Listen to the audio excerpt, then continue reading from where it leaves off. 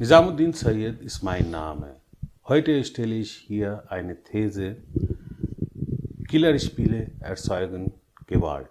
Wir sind eine Vlog von mankulat.com. Heute über dieses Thema zu unterhalten, habe ich zwei Gäste eingeladen. Das zuerst ist ein junger Herr, der stellt sich gerade vor. Ich bin der Mohammed Harun Khan und bin 16 Jahre alt und gehe in die 10. Klasse. Mein Name ist Mohammed Mubin Khan.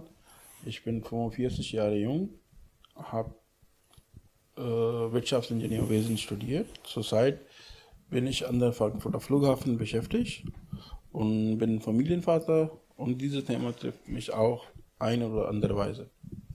Mohammed Harun ist eine erfahrene Gamer und er spielt auch sehr gerne in einfacher Sprache Ego-Shooter-Spiele, aber Politiker haben das Killerspiele genannt. Darüber wollten wir mit ihm unterhalten. Und der Herr Mohammed Khan, Mubin Khan, ist ein Familienvater, und was er in diesem Fall als Pflichten für die Familie, als Familienvater sieht, darüber wollen wir auch heute mit ihm unterhalten. Meine erste Frage, was war dein erstes Videospiel, Harun? Oder Computerspiel? Das wäre, glaube ich, Lego Batman auf der Xbox 360. Okay. Das heißt, du spielst von deiner Kindheit und du bist auch sehr tief drin in dem Spielmarkt, was das auf Deutschland gibt. Ja. Was meinst du, wie unterscheiden die normalen Spiele mit Ego-Shooter-Spiele oder Killer-Spiele? Gar nichts. Sie haben immer noch das gleiche Ziel, einfach nur Spaß zu verbreiten. Jedes Spiel hat einfach nur das Ziel, Spaß zu machen. Egal, was für ein Spiel es ist. Ego-Shooter machen genauso viel Spaß wie andere Spiele. Rennspiele, was weiß ich. Welche Ego-Shooter-Spieler kennst du? Ich kenne allgemein die populärsten. Counter-Strike wäre schon mal einer von denen. Call of Duty, Modern Warfare. Okay. Dann gibt es auch noch Wolfenstein etc. Okay, du bist 16 Jahre alt. Hältst du in der Altersbeschränkung für die Spiele, was das welche Altersbeschränkung die Spiele aufgezeichnet sind? Beziehungsweise spielst du auch die Spiele, die nicht für die 16-jährige Kinder erlaubt sind? Ja, manchmal unter die Aufsicht meiner Eltern, aber das ist eher selten. Okay. Aber du meinst, dass, nehmen wir an, du hast das vorhin gesagt, Counter-Strike spielst du. Welche Gefühle hast du, wenn du dieses Spiel spielst? Meinst du, dass das durch diese Counter-Strike spielen werden eine Wut in dir erzeugt, oder auch denkst du, dass du über Gewalt die Gedanken hast, wenn du diese Ego-Shooter-Spiele spielst? Man kann natürlich wütend werden, wenn man stirbt oder verliert, aber ich gehe jetzt nicht davon aus, dass ich jetzt denke, dass ich irgendwie rausgehe und auf einmal jemanden töten will. Nein, das ist einfach nur unrealistisch. Man muss halt auch noch daran denken, Spiele sind immer noch Fiktion. Die Videospiele sind nicht real. Ich frage jetzt Herr Khan, als Familienvater, dass diese These ist sehr berühmt, dass man in 80er Jahren Fernseher als Babysitter benutzt hat.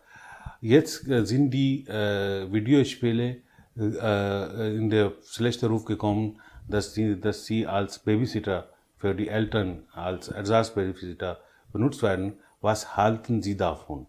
Also, ich denke, alles hat seine Vor- und Nachteile. Nicht nur die Computerspiele oder diese PlayStation- oder Xbox-Spiele, sondern auch Fernsehen oder Film haben auch seine Vor- und Nachteile. Und wenn man die alle sind zum Entertainment da, wenn man das in einem gewissen Rahmen benutzt, hat man damit kein Problem. Und als Familienvater, ich bin auch oft in der Schule, auch in Elternabends gewesen, da war auch ein Thema, dass diese Spiele oder auch die Smartphones muss man begrenzt vor die Kinder halten. Weil irgendeine Sache, wenn das von Grenze raus geht, dann hat es eine schädliche Wirkung. Und das muss man als Eltern schon im Sicht haben, um damit die Schaden vermeiden zu können. Harun, eine Frage an dich. Was meinst du, was wird durch diese Spiele trainiert? Ist das ein Training für die Waffe oder was kannst du da lernen, wenn du diese Spiele spielst? Ich meine diese Warfare-Spiele oder Ego-Shooter-Spiele. Naja, erstmal das Zielen wird richtig gut trainiert und auch Taktiken, um die Gegenspieler zu besiegen.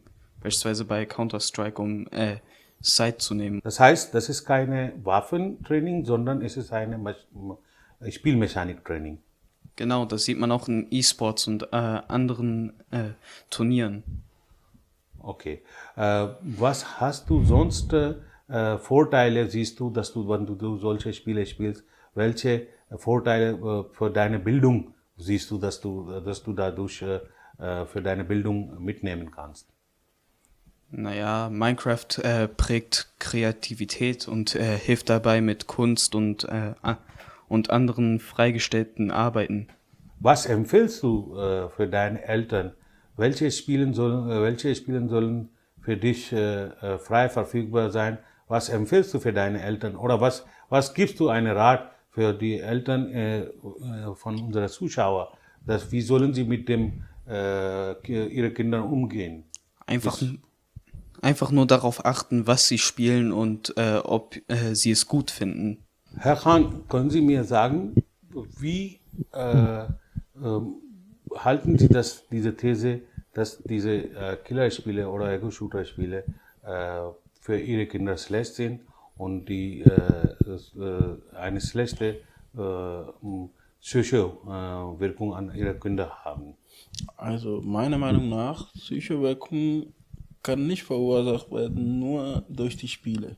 Es hat viele andere Sachen, es sind viele andere Parameters, wo man muss als Eltern daran denken. Und dafür gibt auch in die Schule Elternabend, da die Kreativität von Kindern wird auch besprochen, wie kreativ sind sie. Und dafür Eltern muss als Gesamtbild sehen, nicht nur auf die Spiele fokussieren. In die Persönlichkeitsbildung sind viele andere Sachen, die man als Eltern beachten soll und muss. Und wenn dann wenn wir in die Nachricht sehen oder von USA kommt, dass ein Kind geht und holt seine Waffen von seinen Eltern und geht das hat nicht nur einen Killerspiel durchzutun. Man muss mal fragen, wo waren die Eltern? Das heißt, Ihre These ist, dass für solche Amokläufe sind Eltern auch verantwortlich. Natürlich. Die These, was wir gestellt haben, durch unsere Gäste dagegen Argumente gekommen sind. Und jetzt kann ich am Endeffekt sagen, dass die Spiele oder Spielindustrie nicht für solche Attentate oder Amokläufe verantwortlich sind. Die sind, das ist nicht einfach pauschal gesagt, durch Killerspiele, wir erzeugen eine Gewalt im Kindergehirn, sondern es sind die Killerspiele oder die Ego-Shooter-Spiele bringen auch die Kinder die Spielmechanik dabei. Tatsache ist, dass die Videospiele sollen mit Eltern zusammen eine Unterhaltungsfaktor mitbringen. Das heißt, die Eltern sollen dadurch eine Kindbindung einbauen, beziehungsweise die Eltern sollen die Kinderinteresse kennen und auch mit diesem Interesse bei Kindern begleiten. Das heißt, für mich ist das ist eine Möglichkeit für die Eltern, dass die mit Kindern in Unterhaltung eintreten und so viel Kontrolle in Bezug auf Spiele ist auch falsch. Die Kontrolle soll in diesem Fall eine Zusammenarbeit sein, damit das ein Vertrauen an Kinder geweckt wird und nicht nur von dem Spiel die Aspekt von Gewalt gesprochen werden, sondern auch von diesen Spielen, die strategische Denken beibringen oder auch dass moderne Gesellschaft Probleme in diesem Spiele angesprochen werden. Darüber können die Eltern mit ihren Kindern unterhalten. Und ich finde, am Endeffekt, die Videospielindustrie gibt Möglichkeit, die Eltern einen Unterhaltungskanal mit ihrem eigenen Kind aufzubauen.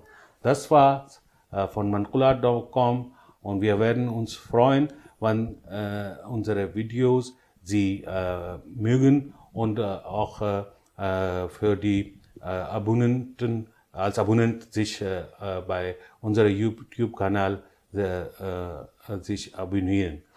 Vielen Dank für Zuschauer, die das Sendung geschaut haben und alles Gute.